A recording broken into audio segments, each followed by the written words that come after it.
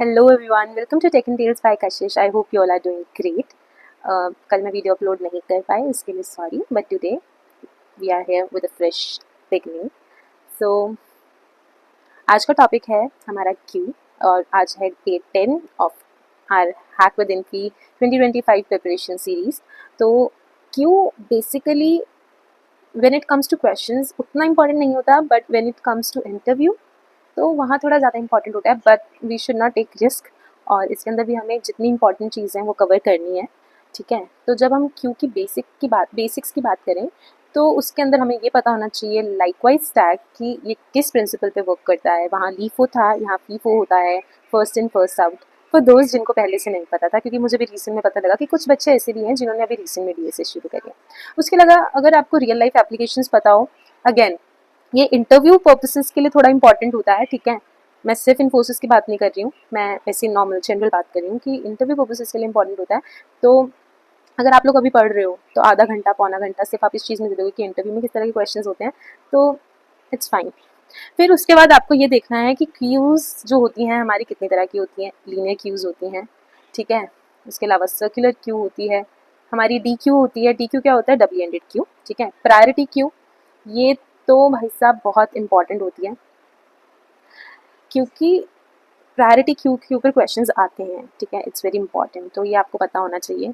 अगर हम इम्प्लीमेंटेशन की बात करें तो क्यू जो होता है वो एरे से, लिंक लिस्ट से इम्प्लीमेंट किया जा सकता है। उसके अलावा C++ में STL होता है, जावा में कलेक्शंस होता है, पाइथन में कलेक्शंस होते हैं, ठीक है। अब टाइम कॉम्प्लेक्सिटी भी आपको पढ़नी है कि NQ, DQ, पीक ऐसी ऑपरेशंस में generally big of n time complexity लगती है। हाउएवर अगर हम प्रायोरिटी क्यू की बात करें, उसमें कुछ ऐसे ऑपरेशंस होते हैं जिसके अंदर लॉग एन कॉम्प्लेक्सिटी भी लगती है कभी कभी, तो वो आप लोगों को पढ़ना है, ठीक है। तो ये सिर्फ आपके बेसिक्स यहाँ पे कवर हो गए। जिनको अगर क्यू पहले से नहीं आती है या जिनको रिवाइज करनी है तो उनको ये सब चीज़ें तो पता होनी चाहिए। NQ, DQ, ये मतलब ये DQ वाला DQ नहीं है, ये डिलीशन वाला DQ है। तो इंसर्शन, डिलीशन, ये सब आपको पता होना चाहिए, ठीक है। नाउ अगर हम की कॉन्सेप्ट्स की बात करें तो हमें पता होना चाहिए कि सर्कुलर क्यू कैसे वर्क करती है, वो इंपॉर्टेंट क्यों है, स्पेस ऑप्टिमाइजेशन कैसे हो रहा है उसके अंदर। फिर हम क्यू को स्टैक की हेल्प से कैसे हम इम्प्लीमेंट कर सकते हैं, और स्टैक को क्यू की हेल्प से कैसे इम्प्लीमेंट कर सकते हैं। It is good to know, it is not necessary to know, ठीक है।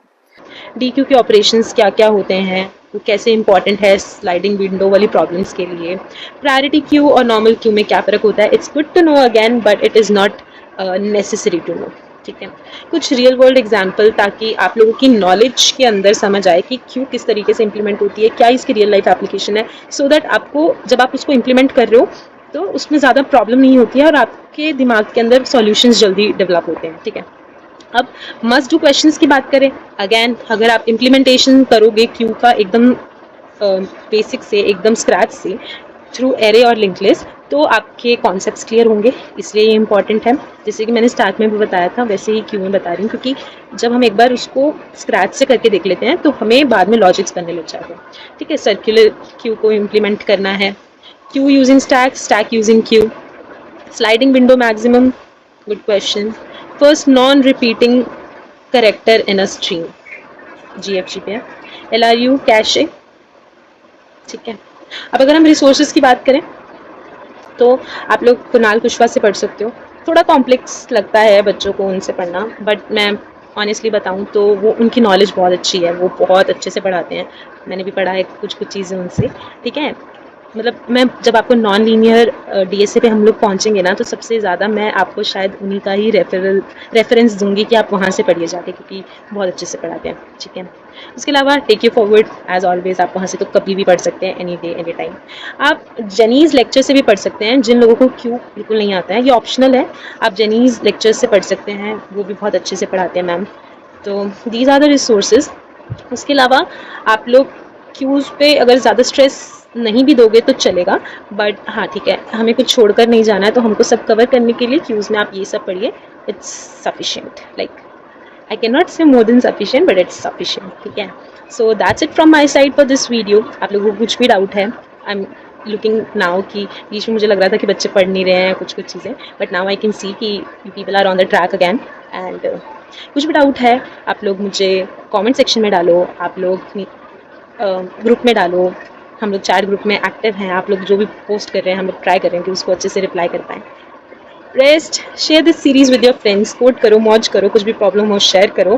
Take care, bye bye, thank you for being at tech and deals by Kashish.